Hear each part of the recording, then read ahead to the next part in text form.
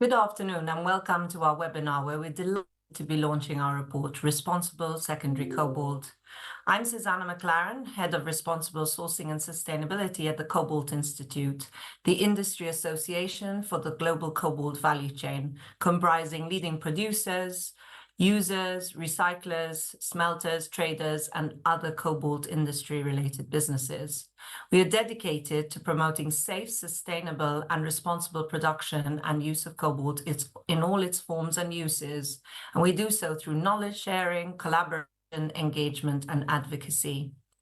There are 4 parts to today's 75-minute webinar, which I'm delighted to be moderating. A presentation on the key outcomes of the report, a presentation on a case study featured in our report, a panel discussion for which I'll introduce our great speakers later, and we'll conclude with a Q&A. However, please also be sure to make use of the Q&A function throughout. But let me start by saying a few short words about our report. Cobalt is indispensable for the to reach net zero due to its use in electric vehicle batteries and its role as an enabler of new technology.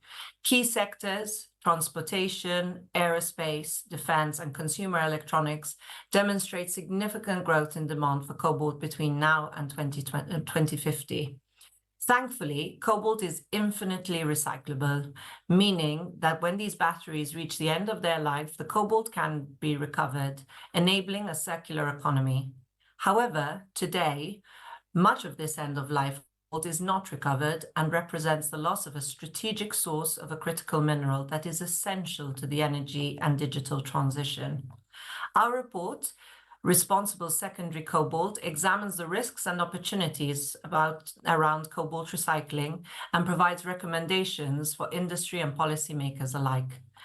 Our recommendations aim to minimize losses of cobalt, drive a circular economy, and ensure secondary recycled cobalt is sourced responsibly. With our recommendations, we also encourage policymakers and industry stakeholders to work collaboratively to achieve a responsible circular economy for cobalt and other minerals. And with that, I'd now like to hand over to my colleague, our Senior Sustainability Manager, Tom Fairley, who will take us through the key highlights of Cobalt Institute's report. Thanks, Tom, and over to you. Thank you very much, Susanna. Hello, good morning, good afternoon. So my name's Tom Fairley, and I'm to present to you today a short summary of our report, Responsible Secondary Cobalt, and talk a little bit about circularity of cobalt, particularly in batteries. So to begin, the report aims to support the development of a global circular economy of cobalt, and its focus is on batteries and aiming to maximize the recovery of cobalt from end-of-life batteries and doing so in a responsible manner. We developed the report with our consultants LGI, who worked on a previous report as well.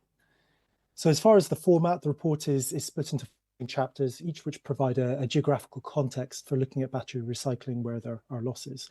So firstly, we have international, and that's looking at international conventions. Then we have Europe, where of course we have the introduction of the EU battery regulation. The US, which is a significant market for cobalt-containing batteries. And finally, West Africa, where we're looking at Ghana as an example of where many end-of-life batteries end up as e-waste. So we have a couple of case studies in the report highlighting best practice, and it has a chapter on initiatives supporting responsible cobalt recycling, here looking at diligence guidance and providing a benchmark of recycling certifications as well. And finally, as Susanna highlights, it provides recommendations for industry and policymakers in efforts to develop this responsible circular economy of cobalt. Now, the report does acknowledge that China currently is the biggest recycler of cobalt, and this is through end-of-life batteries and manufacturing scrap in the country. But with the challenge of data collection and the limited opportunity for policy influence, we focused on the above geographies. So before I get into the body of this new report, I wanted to provide a bit of context on the work the Cobalt Institute has been doing previously around circular economy. And last year, we published this report towards a circular value chain of cobalt, which provided a broad context of circular economy opportunities for the value chain. So here we're not just looking at recycling of cobalt, but also upstream activities and the use phase as well, trying to incorporate the Ellen MacArthur principle for circular economy, so eliminating waste and pollution, circulate products and materials at their highest value, and regenerate nature. And so the report has these three pillars around zero waste cobalt mining, extending the life of cobalt products, and designing out waste. And so some of the biggest leakages of cobalt have occurred at the mine site, particularly in the historical context, where the technology perhaps did not exist to extract cobalt as a byproduct, or it was not deemed desirable as a product to recover. And so this has resulted many hundreds of thousands of tons of cobalt residing in mining waste and mine tailings ready to be recovered, helping to remediate sites.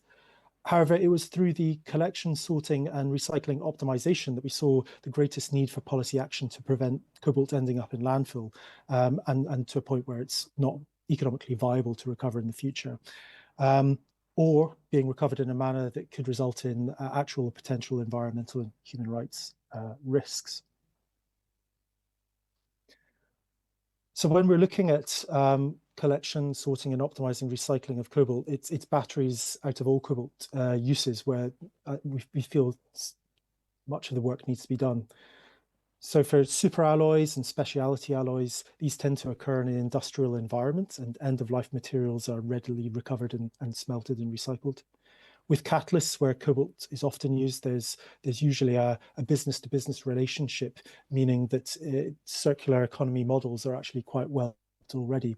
And in other smaller uses of cobalt, dissipative uses of cobalt, such as pigments and ceramics and glass, it's not really practical to recycle.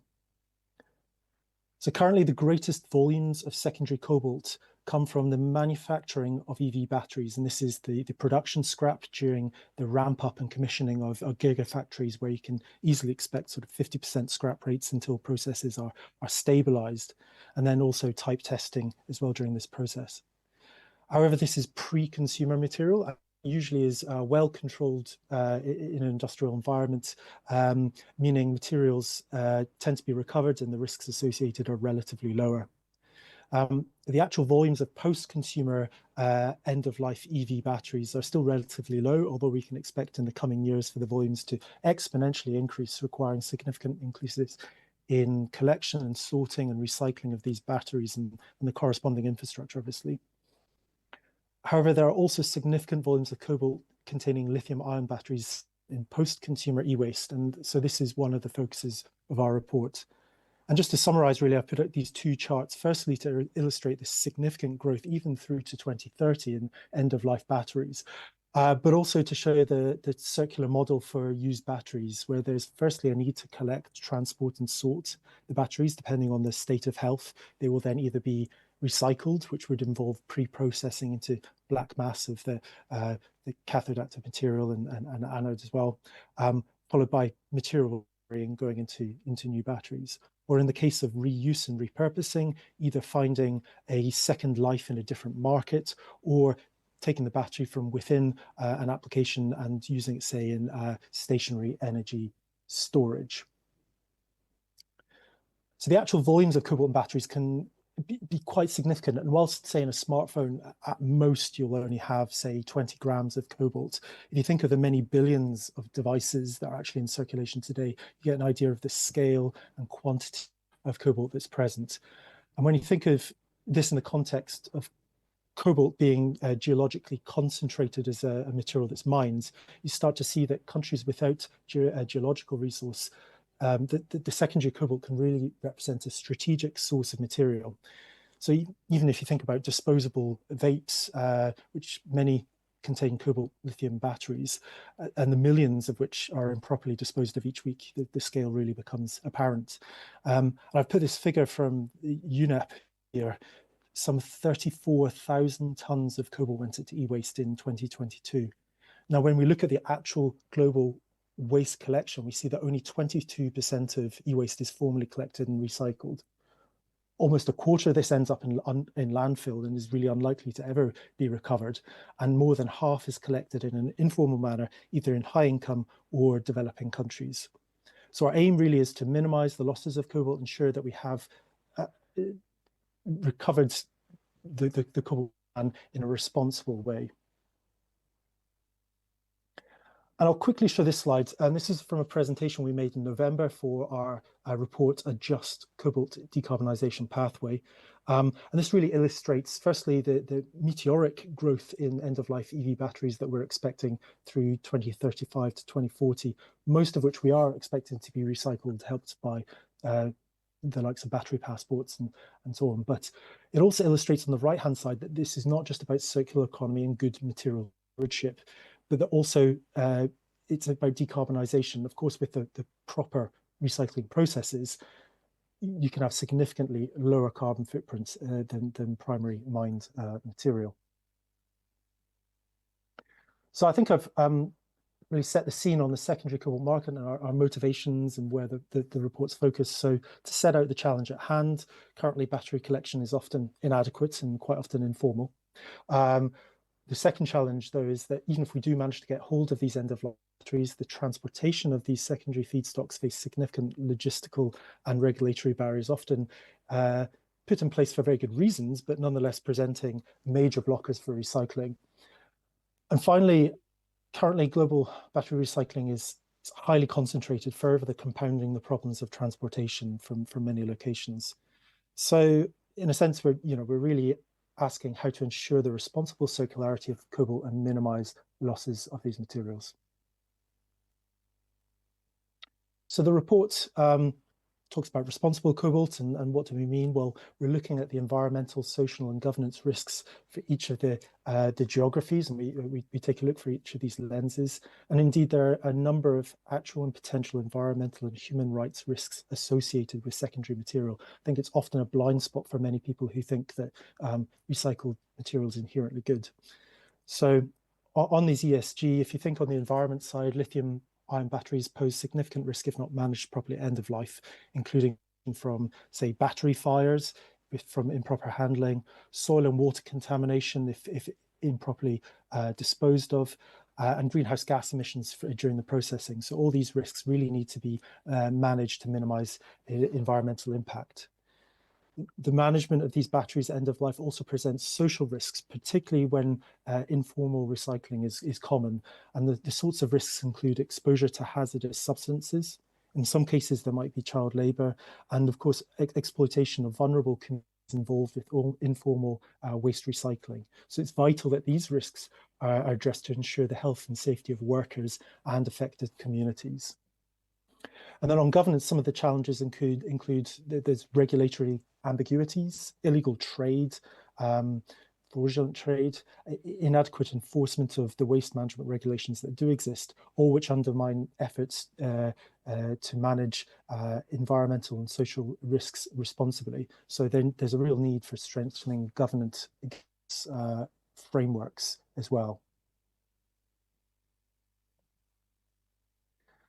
So I'll now talk through our 4 geographical lenses and provide a little bit of insight into the detail that sits within this very extensive report. So I do suggest you go online when we share the link and download a copy and have a read and discover some of this detail, the risks and opportunities and policy recommendations that we make to address these.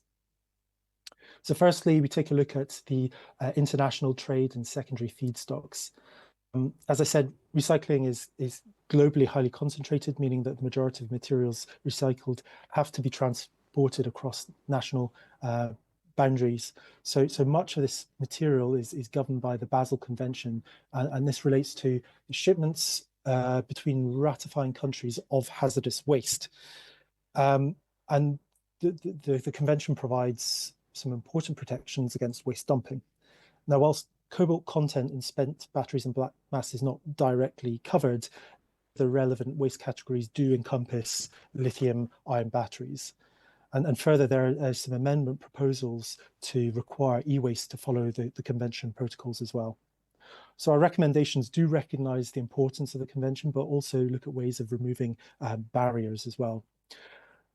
One of these is prior informed consent, and this is required as materials cross national boundaries. And this can be problematic where countries don't necessarily have the institutional capacity or resource to provide the required consents for this paper-based system. And this can really hold up movement of materials significantly. You're talking months to years at times.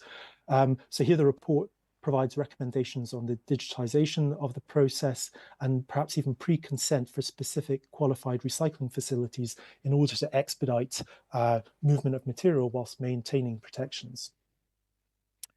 Secondly, we identified that there aren't actually consistent trade codes for lithium-ion batteries, meaning significant confusion as to labeling of materials, which can again hold up movement with disputes with customs authorities. So having HS codes for secondary feedstocks will again speed up movement of material.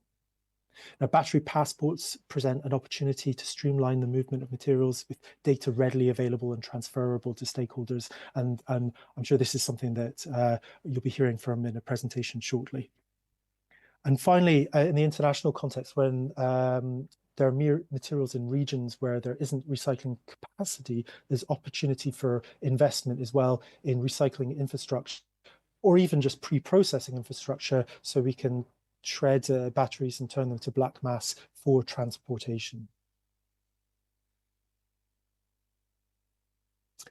Now, in the EU context, we see a number of legislative instruments being put in place to manage the rapid growth of electrification of transportation, notably the EU battery regulation, the Critical Raw Materials Act, and the Waste Shipment Regulation. And a lot has been spoken about the EU battery regulation, and indeed, I think on in the next presentation by Doug. So we'll be looking at the importance of digital product passports. So I won't say much more other than to highlight the opportunity that these present to trace and to help with responsible and sustainable batteries.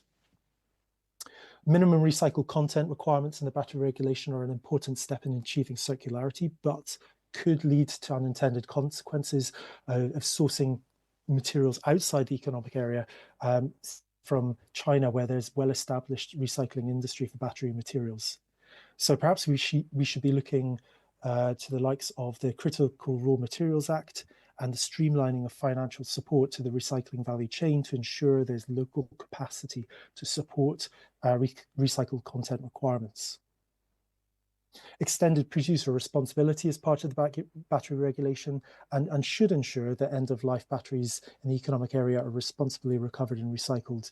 But where vehicles are exported, the report also suggests a possible approach of an ultimate producer responsibility, where a levy is paid by economic operators or exporters covering the cost of recovering end-of-life materials from countries that currently lack qualified recycling facilities. And finally, with the waste shipment regulations, we see the opportunity to get consistent waste codes between national authorities, ensuring easy movement of materials across boundaries.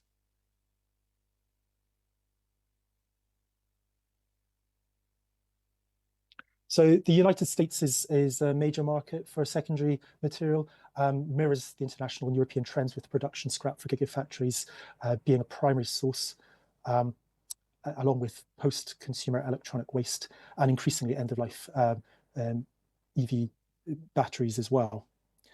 It's worth saying that the incoming administration means the political landscape for electric vehicles and electrification of transportation is likely to be both fast-moving and uncertain. So two areas highlighted in the report, the Inflation Reduction Act and the Bipartisan Infrastructure Law, are really unlikely to remain in their current form. Though it is worth noting that it was mostly red states that benefited from Inflation Reduction Act investments, and that the market for electrification is something in the region of $2 trillion a year, meaning that in spite of any rhetoric, there will still be investment.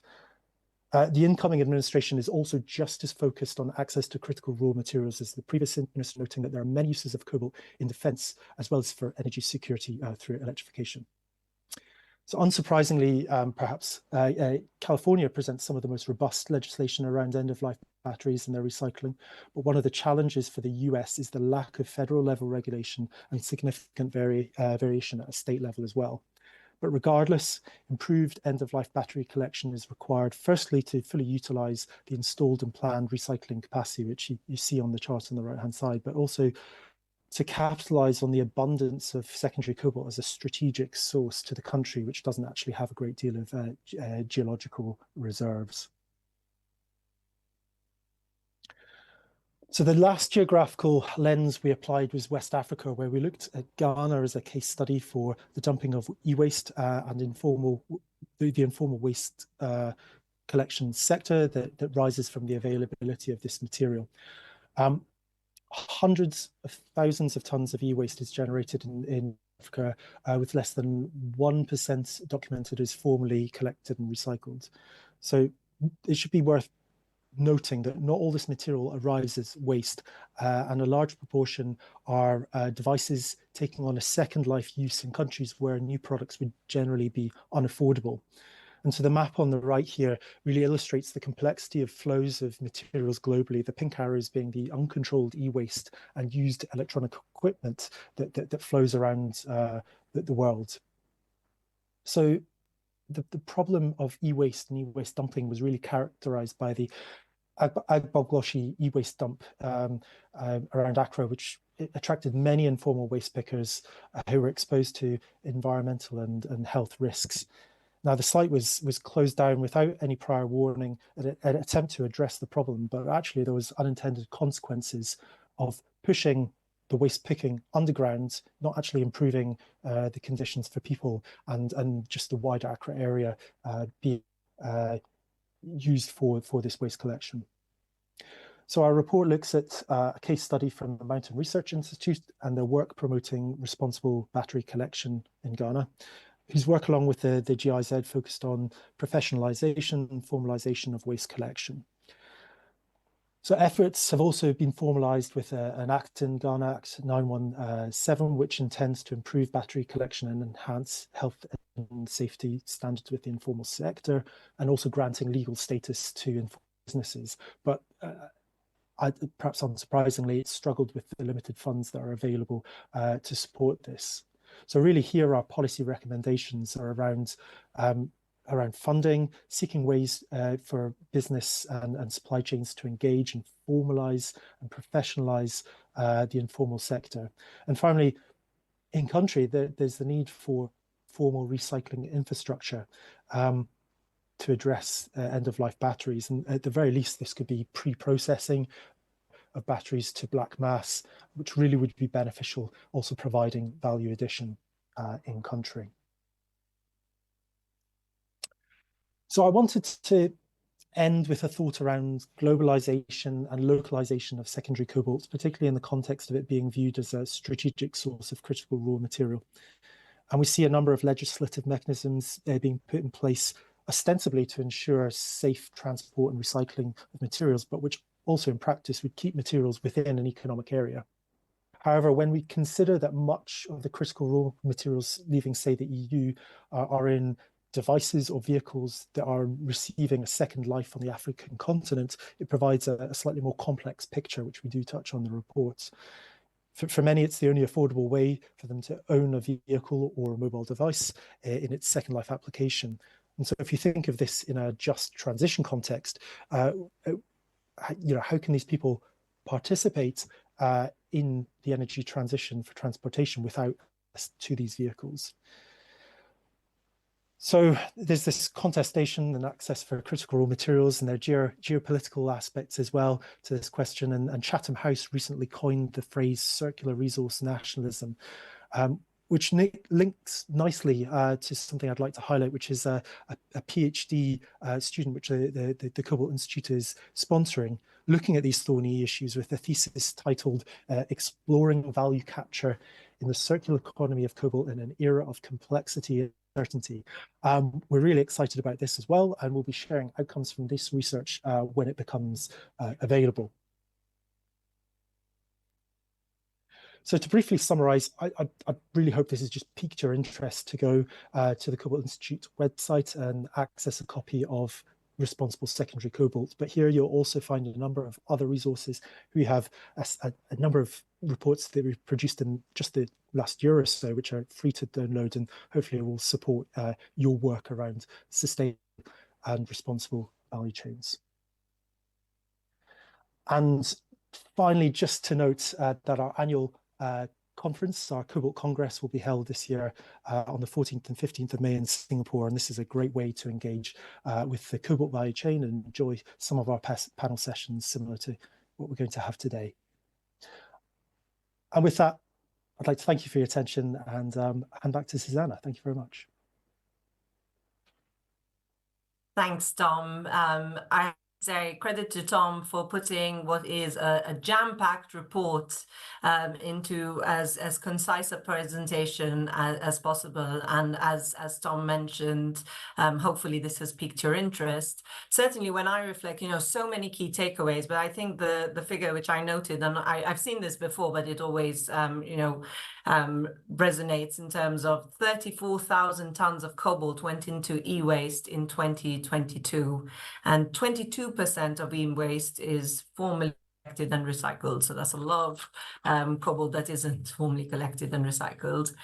And we'll have a chance to reflect on further findings from the report shortly. But before that, I'd like to hand over to Douglas Johnson Pengson, who is the founder and CEO of Circular, a well-known traceability provider, although I'm sure he can describe it more eloquently than I do.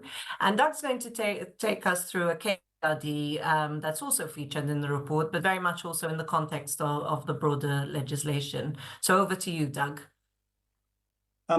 Thank you very much, Susanna and Tom. Fascinating introduction to the report, which highlights fabulously important issues. What I want to do in the next 10 minutes is just give you a little bit more color around one of the case studies within that report, which is the first of the sort of larger car manufacturers to be able to get battery passports working on production vehicles, in their case, nearly 3 years ahead of the requirement, the formal requirement, which comes into force at the beginning of 2027.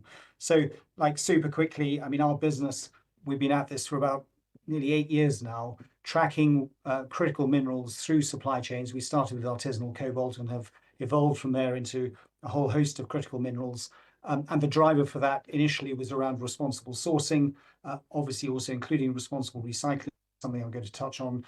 And then, of course, the need to bring that supply chain information together, who touched what when, plus the due diligence that has been done within that supply chain, bring it together with other information in order that you can create a battery passport. Now, Circular has been involved in a whole host of industry initiatives to try and turn legislation into something that can work at industrial scale.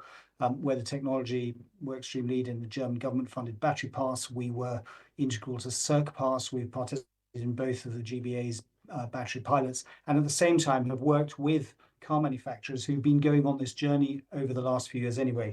So, and as Tom pointed out, the drivers behind this are a whole host of regulatory requirements. Now, on the right-hand side, of course, you've got the Inflation Reduction Act, and as Tom pointed out, while the consumer credit element of it might disappear, a large proportion of the money from that is actually about building American capacity in the battery value chain and more broadly the energy transition, i.e. the construction of factories, many in red states, to create American jobs. So we don't see those sorts of things actually disappearing, notwithstanding a change of presidency. In the EU, whether it's eco-design regulations, EU deforestation regulations, which are starting to excise tyre manufacturers particularly, believe it or not, there's a little bit of cobalt in tyres too, but obviously most significantly EU battery regulations. The very first battery passports in the world are actually in California under the Advancing Clean Cars Act 2, which doesn't require supply chain information. It requires an updated battery health for the second, third consumers. But actually what many of our customers, the car brands, are thinking is, look, I've got an environmentally conscious consumer in California, while the regulation only requires me to provide information on battery health. Actually, sorts of things that I have to create a superset of data for European battery regulations, why wouldn't I provide this to consumers in other geographies to demonstrate that I'm doing business responsibly and sustainably? So the EU battery regulations require the collection and presentation of information, not just to the consumer, but also to industry, particularly those potentially that might be second purchasers of used batteries and might consider reusing them in a second life, and also at the start of the circular economy, i.e. proving the origin of scrap, in order that when you produce recycled material and the next generation of batteries, actually, you can continue to demonstrate responsible and sustainable sourcing, which might address some of the issues that were touched on by Tom in his presentation.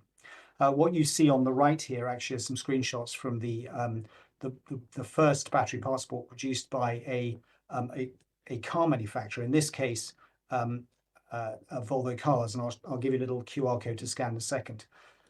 The regulatory timeline, by the way, 2 years, which is when the EU battery regulations come into force, from a car manufacturer's perspective, is like next to nothing in terms of the time available, and yet actually industry is only just really gearing up to this.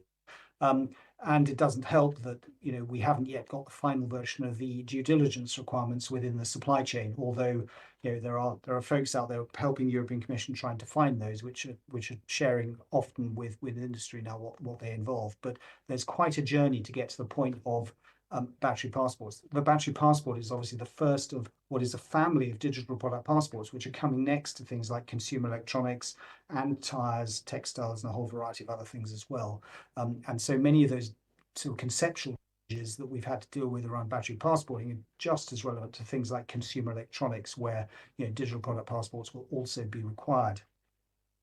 So this is a screenshot of a Volvo battery passport. Every EX90, which is their top SUV, the fully electric one, manufactured from the global market currently in South Carolina, already has a battery passport. So were you to buy one of those and open the car door, normally where we would see our tire pressures on the B pillar of the car, just inside the driver's door, you will also find a QR code for a battery passport. So if you want to see what it looks like, grab your phone and scan that QR code. It's a real car, and you'll be able to look through each of these categories and see the sort of information that's provided. What you will not find here is battery health, because obviously that is something that's periodically updated, and these are brand new cars, the oldest of which is only a few months out on the street. But that battery health, of course, is very important to you know, second purchasers, third purchasers of EVs, you know, trying to understand how much life is there left in this EV, is this an accident, knockoff, etc. And of course, you know, at the end of life of that battery within a vehicle, it enters the, you know, either a second life use, but probably more likely recycling. And increasingly, we are seeing car manufacturer customers of ours who are specifying the need to demonstrate the origin of the scrap with which the recycled content going to the next generation of batteries was produced. So the traceability that was necessary from mine to car, you know, following the product in life, is just as important at the end of that first life back into the circular economy, particularly as brands want to demonstrate or try to demonstrate they continue to source responsibly. I think, and Tom made this point, you know, just because we claim it's recycled doesn't necessarily mean that it is good. And that's, you know, really about proof. So skipping forward then, what does production scale mean? It means obviously every car produced, and by the way, this is being extended across not just the Volvo family, other car manufacturers doing exactly the same now. Most of them haven't actually gone public with them yet, but it means taking supply chain data about individual chain of custody of batches of material into specific batteries, a carbon footprint per battery, although it may be presented in a more generalized form to the consumer. And then that information from the supply chain, the creation of a unique identifier which needs to go onto a battery on the production line, and also the same label going onto the car itself. These don't sound like particularly difficult things to do, but changing a production process is a material challenge in a car manufacturer. And if you are a large car manufacturer with plants all over the world, creating a single approach to doing this and imposing it concurrently on every car program and every car plant is not a trivial challenge. A proportion of the data obviously is static information about safety and disassembling instructions and composition of the battery that comes from within the car manufacturer, but you're connecting that static data to all of the information you collect from the supply chain. So not an inconsiderable challenge. Now, the very first time you do it, it takes a long time, which is why it says here it took Volvo 5 years from the point of starting to getting it there. Others will do it faster because, of course, not only is there a network effect, as many of the large cell manufacturers are already participating in you know, this kind of stuff, but actually, of course, those lessons are being recycled and shared by industry, and you've got standard setting bodies like the Society of Auto Engineers who are starting to codify how this can be done at industrial scale in other, you know, heavy industrial supply chains. So finally, you know, here's a cross section of some of the folks that are already doing this, and you see not just car brands, but also folks all the way stream. Every one of these supply chains goes through China, and the source of raw materials is as you would expect, all over the world, including artisanal. As I mentioned, those digital product passports are not just focused on batteries. They apply equally to other not only mineral supply chains, but also things like rubber, driven primarily by EU deforestation regulations, and also electronics, which will require the same types of digital product passports, albeit presented slightly differently from the one that you might just have had a look at. But this is coming to the whole of the sphere, not just obviously related to Cobalt. But we're delighted to have contributed to this report, and thank you very much for giving me the opportunity to present the case study. And I look forward to the discussion. Thank you. Thanks, Doug. That was really interesting. And I think it really shows the art of the possible, but that the art of the possible requires time and investment. So a message to those out there who haven't started to think about these important concepts yet. So I think I'd like to now bring in the rest of our panel, who have been waiting patiently online to get stuck into the discussion about the report and to offer very much a viewpoint from where they sit in their organizations. So we will of course bring back Doug and Tom to the panel, and I'd also like to introduce Pramoda Gode, who is the program manager at the Global Battery Alliance, as well as Torsten Freund, who is head of project management of ChemX at BASF. BASF is also a member of the Cobalt Institute. And I like the sound of ChemX, so I'd be interested in whether we hear more about that throughout the course of the discussion. But in terms of really just getting warmed up, we shared with you prior to this webinar, we shared with you an advanced copy of the report, but also, of course, Tom presented the key takeaways from the report. So I'd like to kick off by asking our panelists, and we'll kick off with Pramoda, really what resonated with you from the report, or even from what Doug has just presented. Thank you, Susanna, for inviting me to this panel. Thank you, Tom, as well. Just a minute to just introduce myself and my organization. As Susanna said, I'm a program manager. I've been with the GBA for a little over a year. GBA, the Global Battery Alliance, is the world's largest pre-competitive collaboration platform for sustainable battery supply chains. We have about 160 members across the battery value chain. Most recently, we've launched the results of our MVP pilots that Doug also spoke about. Also on this topic of circular mineral value chains, we released a report in collaboration with the World Economic Forum and the Rocky Mountain Institute on overcoming challenges in the circular battery value chains with circularity that you might find interesting as well. It's just reflecting on Tom's presentation and the report that was launched. Congratulations on that, first of all. I think the one thing that resonated to me specifically was how the scale of uncertainties that are in the recycling ecosystem. We actually studied this in quite detail under a knowledge collaboration with Deloitte last year.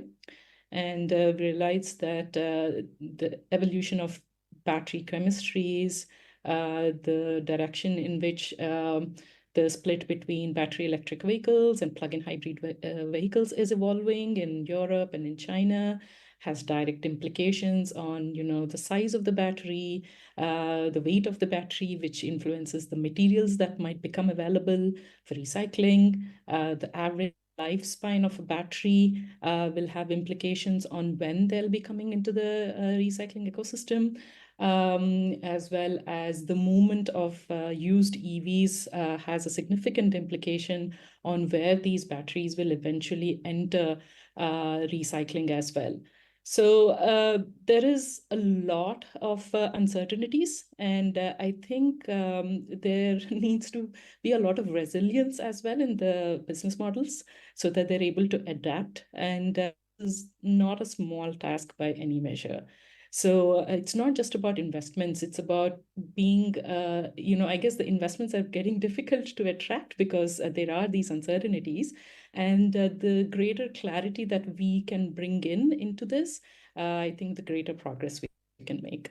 So I think that was what I wanted to reflect on from the report and elaborate on, Susanna. Thanks, Pramoda. And I think we would agree, for us, certainly, this sort of uncertainty in the recycling ecosystem does make it hard to predict where things go.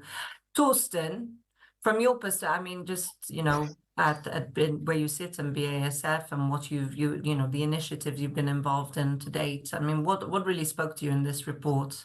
Yeah, so actually, a year ago, I had the same background in my presentations as Pramoda has today, as I was part of the battery passport program of the Global Battery Alliance. We developed these concepts, and their Cobalt Institute was in close contact with this group to bring really the first pilot projects to life. And with these learnings, I'm looking now at the things from a broader perspective, not only at Cobalt, but across all materials.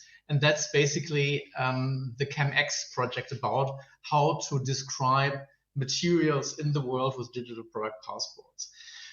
In the report itself, all the points are very valid and are looking at the key risks, how the world looks today and how it could develop. I would look at it from the perspective twofold. One is, at the moment, we are just at the beginning, at the very dwarfy first step of electromobility. So electromobility is coming into the markets, but the least fraction of vehicles on the roads is already electric. And with the growing mobility, more materials come into the value chain. We have to dig them out from Earth, yes, of course, to fill the material pools in these 1.4 billion vehicles. And they will come back to recycling after about 14 years. So the thing we have to keep in mind is what will happen in the time when the vehicle is coming to market today, and the average lifetime is 14 years when those come for recycling.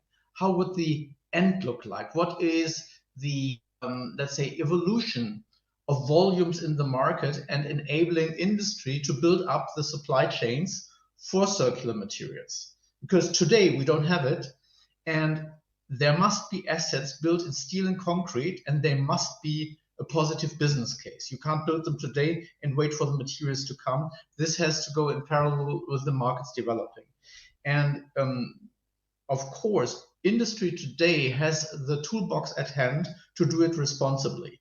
So you can recycle, you can dismantle batteries in a way which is tolerable for workers, for the environment, and all stakeholders involved. However, we know examples from our work with Global Battery Alliance that this is not the standard in the world. We have these examples from especially the lead acid batteries, which are recycled in places in the world where this is open handling, pollution going all over the place. We must avoid that this happens to the EV batteries. So there must be really industries who organize a decentralized collection and lead reverse manufacturing of vehicles into a responsible dismantling and recollection of the materials that then feeds again in the material loops. However, cobalt is not only in batteries, it is in catalysts, it's in product, it's in consumer electronics, and we need to have the broader view of all those industries and how we can consolidate the recycling of those materials to really come to a circular economy. And that must become a valid, viable business case against the materials which we are just digging out from the earth and taking somewhere to the deposits where they are lost. So. Thank you. Thanks, Torsten. No, that elaborates very clearly, and I'd like to and perhaps I can ask Doug if you know, obviously you presented some thoughts in your presentation, and Tom, just be prepared that I'll also be asking you if there's anything additional you want to say that maybe you didn't have the opportunity to highlight earlier. But Doug, you know, the report, I mean, obviously you had preview of it as well. Was there any beyond some of the areas that you presented, or areas within what you presented that really resonated to you? Yeah, I mean, for me, the fundamental takeout is that responsible sourcing applies to recycling and circular economy as well. Tom made this point very clearly in his presentation, and that means that I think increasingly, maintaining traceability from the battery in life into the circular economy and into recycling to demonstrate proof of scrap. And the origin of the recycled material finding its way into the next generation is really important. And by the way, I'm hearing these sorts of messages from others in other materials too. I'm speaking to a very large miner and commodity trader very recently about the need to demonstrate proof of scrap in copper. So this is not just unique to cobalt at all. For me, that is the key takeaway. Yeah, and if I may chime in on that, yes, this tracking and tracing of materials will become more or less the standard with involvement of the Eco-Design for Sustainable Products regulation, which is not only affecting chemicals, polymers, plastics, batteries, electronics, and pretty much everything what's coming on the European market. Once this is a standard and you can track the materials, then you have to prove what reaches the end of life. And it's a question of the chain of custody to recycle those materials. You can't see from a material whether it's coming from post-consumer scrap or whether it's pristine. Therefore, you need the digital tools in order to put the label recycled on it. And you need to establish the mass balance approaches for the chain of custody. And this is of critical importance to manage and thereby steer a circular economy in a responsible and sustainable manner. Don't measure it with the digital tools, you can forget about it.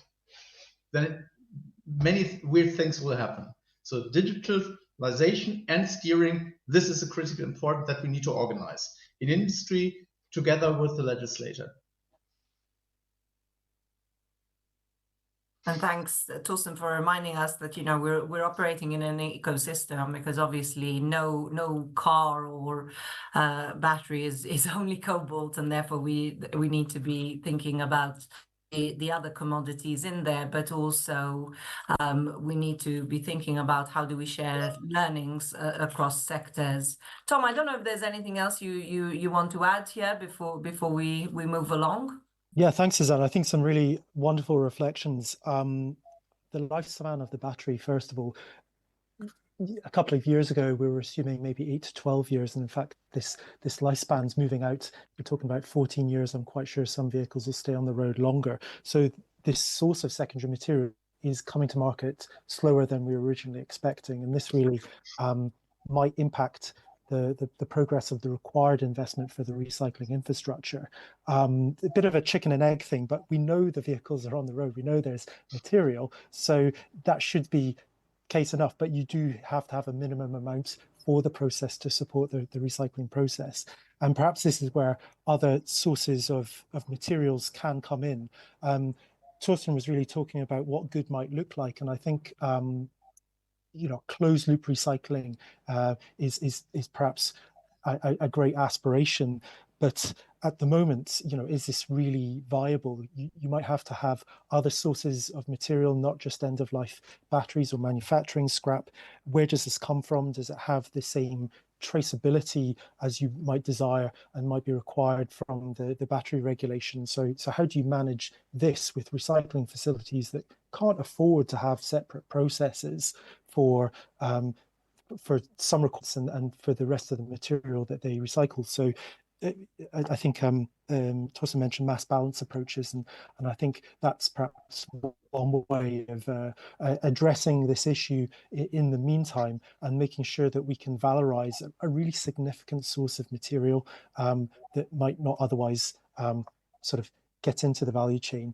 And yes, with e-waste, you know, there are risks associated with it, but I would say that it's then about engagement with industry and businesses to look at how they can formalize and improve conditions in informal sectors such that it might actually be an acceptable source of material for these value chains. So pulling together a couple of thoughts here, but it really, yeah, I think some really interesting reflections from everyone. Thank you. So Tom, you've quite eloquently started to take us into beyond the pain points and the challenges to sort of some of the opportunities and presented by secondary material, but also some of the solutions to addressing some of those challenges. So building on that, I'd like to take us to that mode of opportunity and solution, and again I'll come back to Pramoda to perhaps talk about what you see as some of the key opportunities from secondary cobalt or other minerals. Of course, the Global Battery Alliance represents other battery minerals, and maybe elaborate with some examples of the work that the Global Battery Alliance is doing. I know you mentioned the recent report, but I'm also aware of a lot more that you're doing at the GBA. Thank you, Susanna. Of course, there are challenges, but let's focus on opportunities, as you said. I think right now the primary materials are coming from mine sites with different sizes of production, different levels of maturity for due diligence. And we're shifting from primary to secondary materials. I think that presents a great opportunity because I suspect that there's going to be more concentrated production now. One recycling facility probably can process, produce much more than, several mine sites put together of critical minerals. What I'm alluding to is that this presents us an opportunity to put in place more harmonized frameworks, sustainability frameworks, bring in more systemic change, and use this as an opportunity to exceed ambitions that are being set for due diligence even by the primary materials providers. So I think that's the opportunity that we have right now, because as we are scaling operations, standards and regulations can evolve. And I think there is a great potential to minimize the risks that Tom was alluding to, and the risks that we commonly hear that the primary material suppliers face as well. At the Global Battery Alliance, we are looking at, of course, a certification scheme for the battery passport, which will help which will provide proof for these regulations that are coming up, a framework for that, as well as a product level certification and a product level ESG score, which would help in making some of the supply chain decisions that can influence or that can promote more sustainable sourcing. Through setting these frameworks, we've looked at what are the requirements of a battery in terms of how it should be designed. And we published a report on circular design of batteries, which looked at what should be the requirements for design of a battery so that it is conducive for recycling, what should be the requirements for reuse and repurposing. And that work revealed that there is a lot of gap in guidance and standards and regulation in this regard. And we will be working on that in this year and in the next year in setting up these novel expectations. I think beyond that, we're also hearing from our members that there is a large gap in guidance to secondary material providers or recyclers. They are looking looking at more guidance on how they interact with traceability frameworks, such as battery passports. They're looking at how to prepare for upcoming regulations. So these are some of the areas that we'll be working on.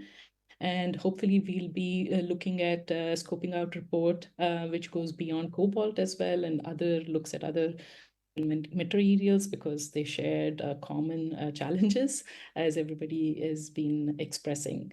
So I think I'll stop with that, and I'll turn it over to you, Susanna.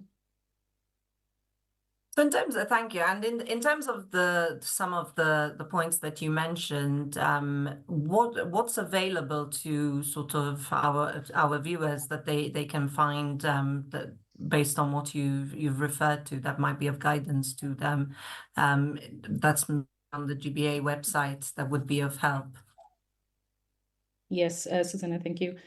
So all these documents that I mentioned are publicly available on our website, globalbattery.org. Please toggle to the news tab and find your ways to the publications. Whatever materials we are developing with the intention or with the idea that the primary material secondary materials or recycling will be sitting in the same position as a miner in the future, because they will become the primary producer of the material that goes into the battery.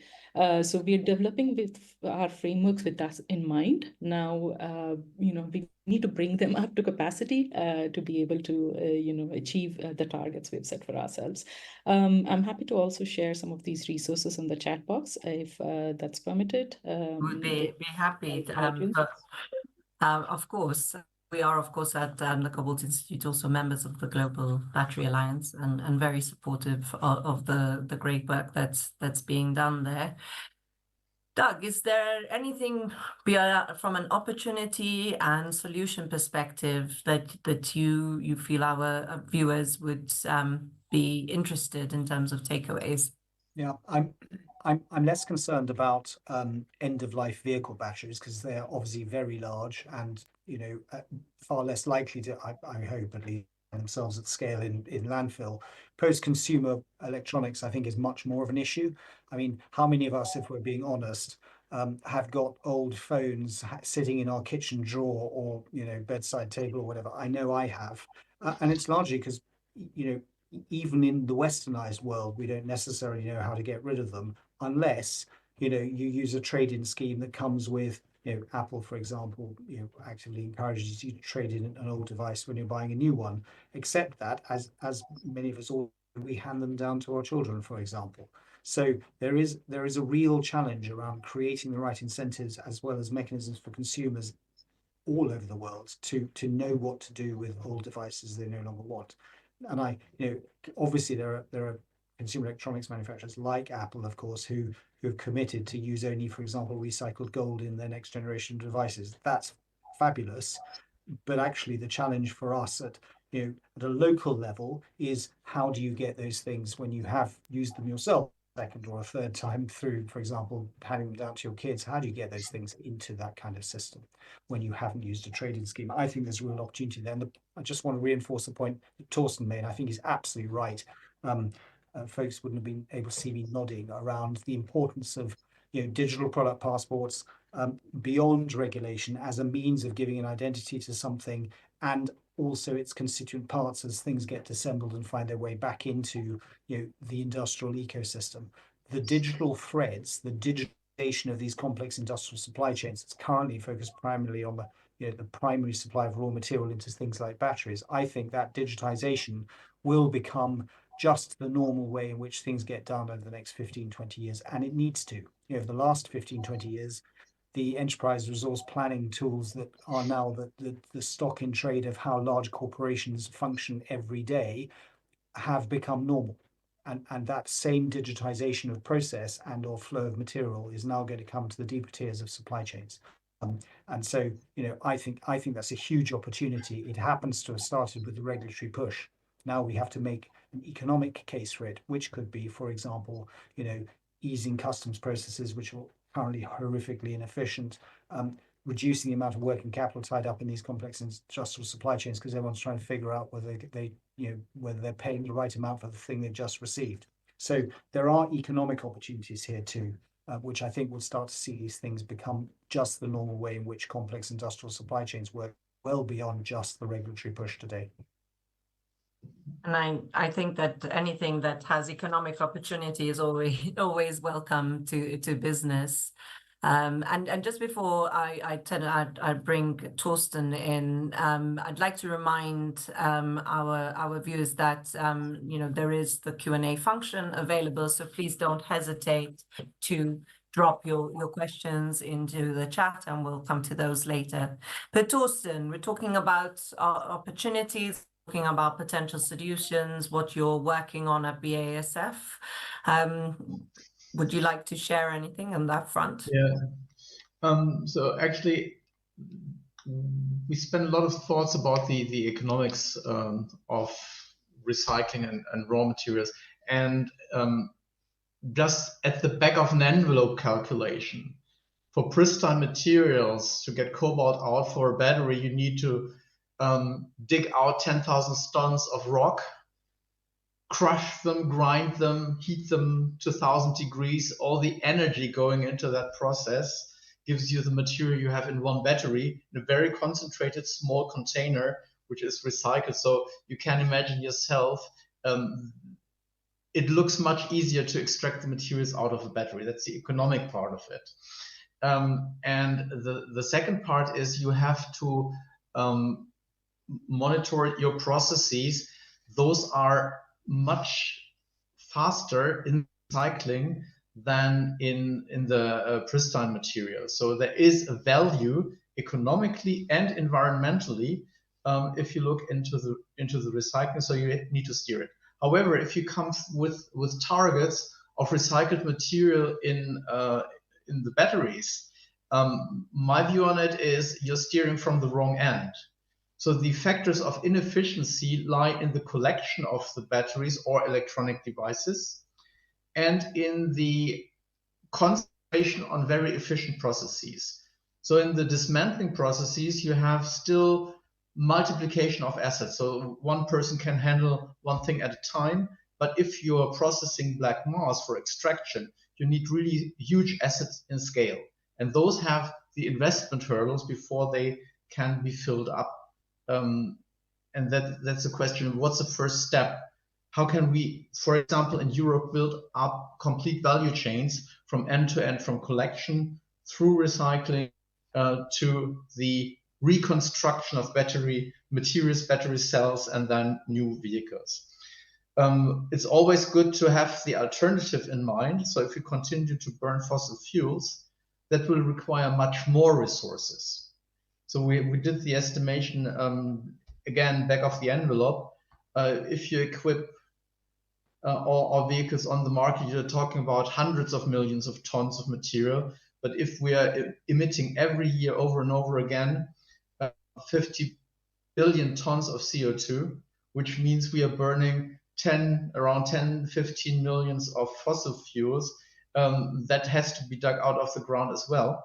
So the alternative of electrification is still the preferable one. And that is a social as well as an economical opportunity to pursue. So we are in for it. And digitizing the entire value chains, this is one of my projects I'm leading currently, and we're building this up, that into the digitization of chemical value chains, how to handle chemicals, how to make them prone for recycling, and to close the loop in that sector as well. And if you look at chemicals, they serve about 96% of the products on the European market. We need a harmonized approach as we develop for GBA for the batteries. We need it for the chemicals as well, serving all the industry from textiles through electronics, lubricants, and you may call them. Yeah, if I may just jump in very quickly, Of course, please go ahead. To reinforce a point Torsten's just made. I mean, yes, I accept that setting recycle targets feels like the tail wagging the dog, except that there's two drivers for this. One, of course, is we all know that recycling is more sustainable, and therefore it's intended to try and push people towards for example, reducing the carbon footprint of something like a battery. But I think the other one, and this was mentioned, I think, by Tom when he talked about Chatham House's circular resource nationalisation. You know, if you look at the Critical Minerals Act, for example, in the United States and the examples around that, and you know, this concern around what is referred to as foreign entities of concern, and the same challenge here in Europe, we are collectively over-reliant at the moment on East Asia for the supply of almost all of these things. And the desire, of course, is to, you know, once critical minerals get somewhere like the US or Europe, that we largely keep them there. So I absolutely accept his point that it's the tail wagging the dog if you look at it only from an industrial perspective. But obviously there's that resource nationalization theme, which is also why regulators are trying to push this. Yeah, absolutely. So the strategic independence from imported sources. But today we are importing 98% of the energies. But today it's just coal, gas, and oil. So in that case, we have the materials we can use over and over again in batteries and produce our energy by wind, solar, and water, which is quite right. Yep. The sustainability impact as well as the strategic independence. Promoda, you've the GBA has through the critical the circular economy advisory group has been taking a look at some of these issues. I mean, do you have anything you want to bring in here? I think Torsten and Doug have done a good job in covering the broad points. Just a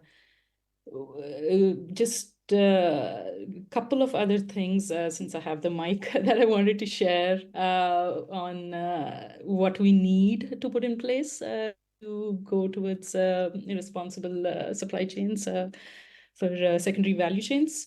One, I think, is more dialogue is required. For example, any things as simple as a shift in design philosophies for batteries, like moving from cell to module to battery, which was traditional, to moving to cell to pack, and even further cell to chassis, can have significant implications for recycling operators. And I don't necessarily that there's a lot of dialogue that's happening between these two stakeholder groups. And if we continue to operate in silos, I think the progress that we make is going to be not beneficial for us. So I think there is that a need to get these two stakeholders and other stakeholders together and come up with standardized, or not standardized, but work out a way forward. So more dialogue. And the other thing is, I think, just availability of information. In small, seemingly small tasks like discharging a battery completely, or even how to access it or how to even dismantle it is a huge task, and we should recognize that increasingly the feedstock for recycling is going to shift from manufacturing waste to end-of-life batteries, which means that it's going to become a diverse pile of batteries, each from different chemistries, each with different types of bolts, fasteners. And if for every single battery that comes in, the recycler needs to put in a mechanism, and it makes digitization or robotization, mechanization, I guess is the word, mechanization of dismantling these batteries and other operations so much more laborious and cost intensive. So making that information available, creating more opportunities for dialogue, I think some of the other things that I just kind of wanted to bring up for discussion. And I'll since we're on that sort of closing round of what else is needed to achieve a situation where secondary materials are both readily available as well as a responsible source of supply. I'll kick us off with Pramoda got us started. I think collaboration is the big one. There was I'll plug the Global Battery Alliance's call to action that they issued last year that includes collaboration as a key theme.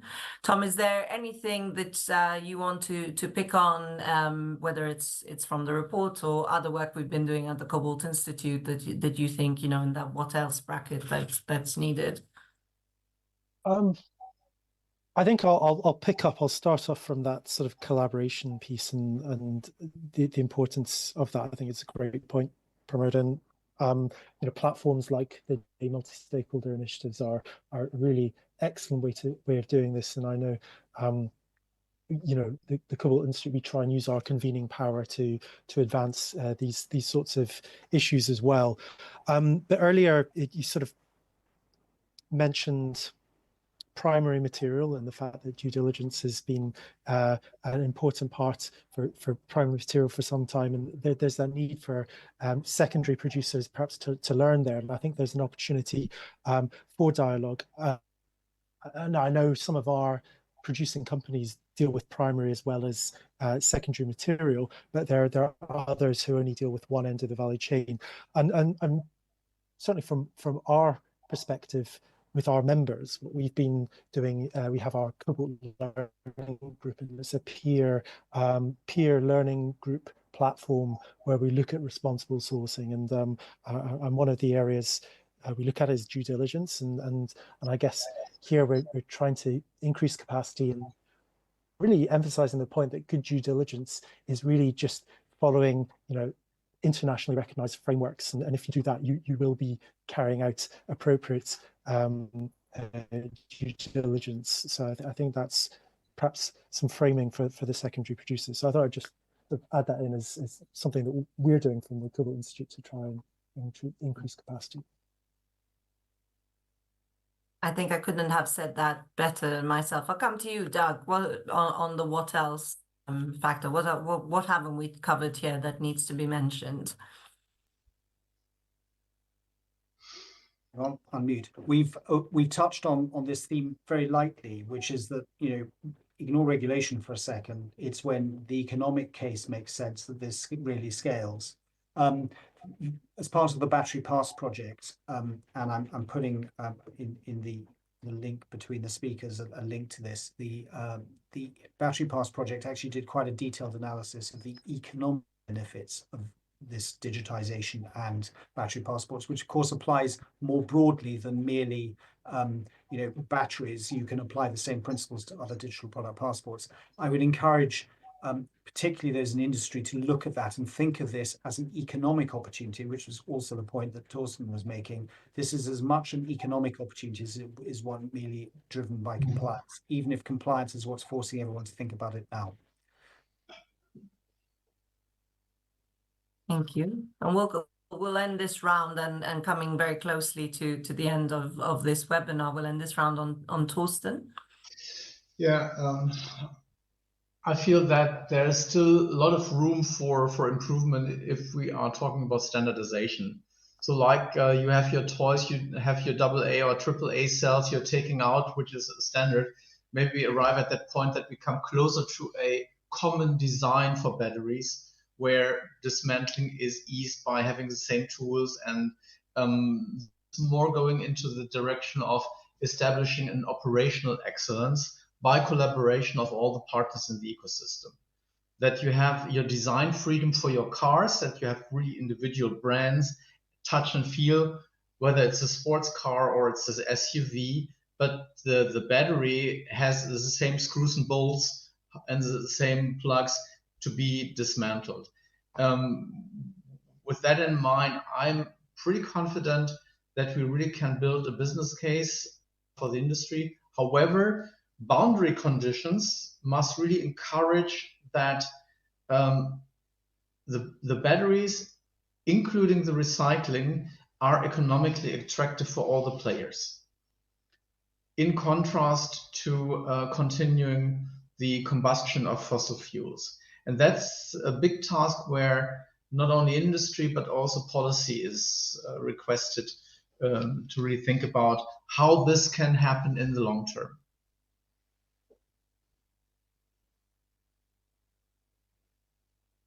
Thank you. I think a really interesting discussion.